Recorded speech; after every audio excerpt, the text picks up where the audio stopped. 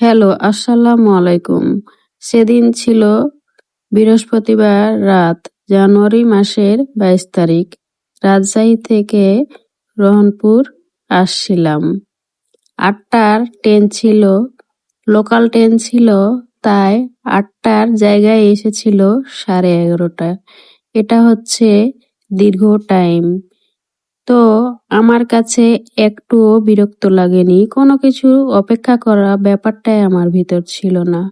আসলে এটা থেকে এই বোঝায় যে সময়ের সাথে মানুষের পরিবর্তন হয়ে যায়। আমি হয়তো পরিবর্তন হয়ে গেছি। আর অনেক মজা করেই সময়গুলো পার করেছিলাম।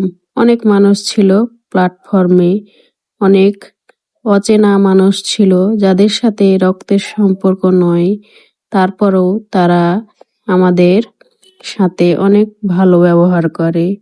রাস্তায় এমন অনেক মানুষের সাথে পরিচয় হয় আমাদের।